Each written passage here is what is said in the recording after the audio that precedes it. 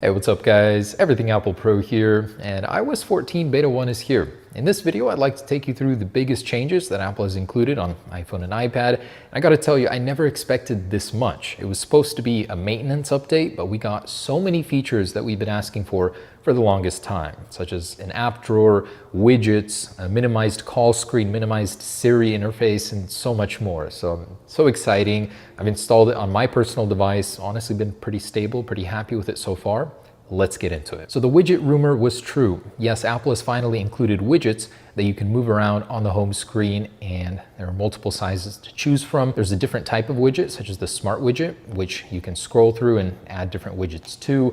It can change depending on the time of day, and then you can actually stack widgets just by dragging one over the other. There are multiple widgets to choose from, and I'm sure Apple will be adding more as time goes on. It's so refreshing to see a feature that has been rumored for over a decade finally appearing on the iPhone. So next up is App Drawer. So if you actually hold the home screen dots, you can quickly scroll to the very end, and the last page will always be this app library or app drawer.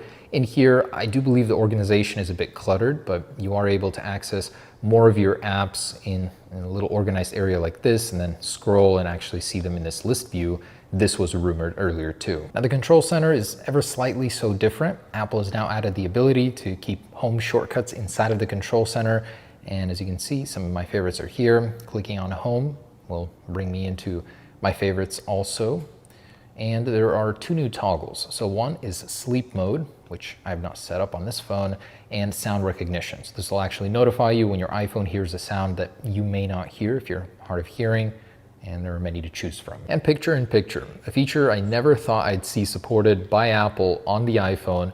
So in order to access it, you do need to be in full screen, and then click on the same icon that you'd see on an iPad. You now have this little view right here. You can increase it, decrease it. It works exactly like it does on the iPad.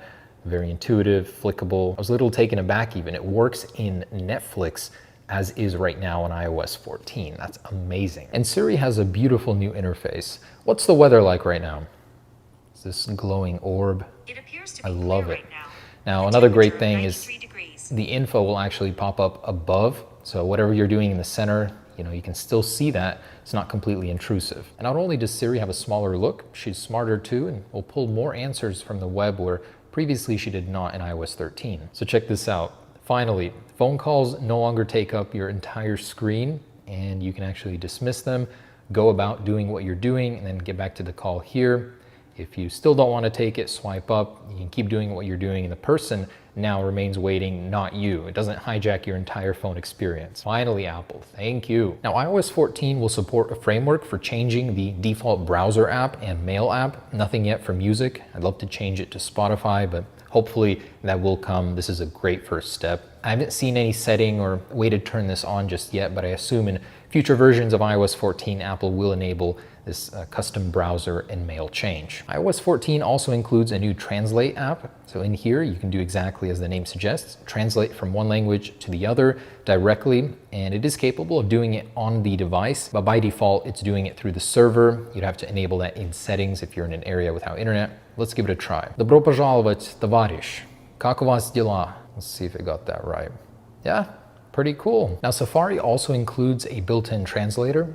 Now you'll have this option in your text field to translate, and let's see how well that works. Oh, didn't get all the text, but definitely does make this German eBay website more legible. Great. Also, Safari does include a website nutrition card or tracking report. In here, you'll see how you're being tracked. It's a great step towards more privacy. Now, Maps has a number of new features. For one, guides. I wasn't able to trigger these. I don't know if this is coming in the later beta or for certain locations, but it'll basically curate you through a city, find the best places to eat, and so on, and you can add to them. So you can navigate to a certain place based on the type of car you have, in this case, electric. And there's also bicycle routing, so you'll actually be able to see the elevation, and it'll navigate in the most efficient way if you're on a bicycle. App Clips is a great idea. So it's a new feature that allows you to get a bite-sized preview of a certain app to do what you need to do without downloading the entire app. So let's say you want to rent a scooter in a foreign location, you don't have the app, but you also don't have a lot of data. This will show you a little preview of that app.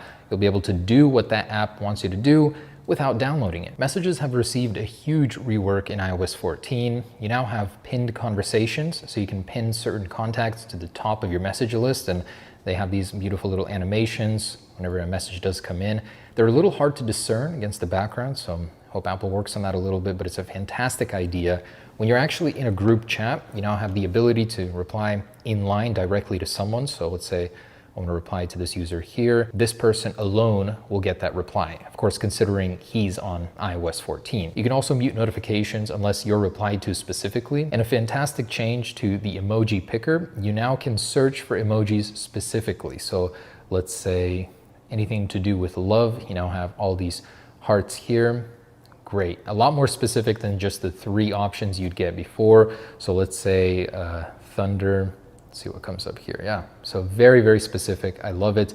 And for one where there are many replies, such as the love query, here you can scroll and actually go through all of the emojis. So very similar to the jailbreak tweak touch bar. I love these implementations, very easy to use. And Apple has done further work to Animojis and Memojis. They've added several new emotes, such as this hug, fist bump, and blush. They've added several new Animojis and new age ranges for Memojis. So there's a new feature called wind down and sleep mode in iOS 14, which focuses on your sleep. There's even a new dedicated toggle for it in the control center, which filters notifications and it'll remind you to go to sleep at a certain time. Basically a much more fine-tuned version of bedtime. And Apple has done some work to the Home app. So for one, there's a new toolbar accessory up top, which presents you with your most used accessories and ones you might need in any given situation. And Apple has done some work to HomeKit compatible cameras, such as face recognition and activity zones with select HomeKit cameras. And some great features for vehicles, such as car key and CarPlay. Car key won't matter to most of you guys. It's starting only on the 2022 BMW 5 Series, and then whichever manufacturer decides to add it. If it's anything like CarPlay, it'll take years and years to adopt, but I'm glad it's finally available. It will also be available in 13.6. Now, CarPlay did receive backgrounds just as anticipated, and now there are several new app types such as parking, electric vehicle charging, and quick food ordering. And I have to show you these. I was not expecting them. So in accessibility, in the touch settings, scroll down, you'll see a category for back tap. So here, there are multiple presets for what happens or what may happen when you double tap the back of your phone. In this case, I have it set to control center, and a triple tap will lock my screen, which is awesome. It actually works. Something I never thought Apple would actually do, but adds a host of functionality to your device. Look at all of these things you can do, and I'm sure there will be more. Another amazing one is if you're deep in the menu system, now you can hold the back icon and be presented with this menu of all the pages you went through to get here, and then go to the original page like that. And a few other things I'd like to mention. So on iPad, the experience is all new as well. In particular, Siri on the bottom right, the interface here, much smaller, out of your way, and you still can't do anything while that's there, but it's nice that at least it's not obstructing everything. The search feature has also been rethought. It's called Universal Search. It no longer takes up your entire page here, and much cleaner. Even the setup menus on iPad all look like this. Apple has made the interface more compact, more suited to a device of this size. You don't need things to be that large. Now, as for widgets, they'll only appear here on the left side. And if you're in portrait mode, you'll actually have to swipe over to get to the page full of widgets. You can't have them mixed in with your apps like on iPhone. This may be subject to change, but at the moment, that's just how it is. And the music application on iPad has been rethought. There's this new sidebar here. Overall, the application has received a lot of love after being neglected for many years. This new sidebar here is a theme you'll see across many applications in iOS 14. And in general, the music app, it looks fantastic. This is how it's going to look with or without lyrics on the iPhone. So regardless of those, you'll have a color matched background, which is awesome. It's like ColorFlow, the jailbreak tweak. I'm telling you, Apple's paying attention here and I love it. iOS 14 is full of these little things that here and there make the experience so much better, and we're learning new ones all the time. There's also AirPod switching between devices, so you can be connected to your iPhone, then pick up your iPad and it'll automatically switch over with a nice new interface. There's a new feature called Scribbled, where you can easily draw in any text field and it'll transcribe that. As you can see, this is very useful in particular in the Notes app. So Apple is taking handwriting a lot more seriously with iOS 14. And there's a very rough look at iOS 14. Personally, I love it. Apple added so many little things that you can only get from a jailbreak, and now they're in stock iOS in a very smooth experience. I've been using it only for 1 day and I can already tell it's gonna be mostly fine, but I'm not encouraging you guys to update it on your personal device especially. I do love the widgets, I love the picture-in-picture player. Very unexpected from Apple, but bravo. So as we learn more, I'll be posting more detailed videos. Thank you for watching and stay tuned for the next one. Peace.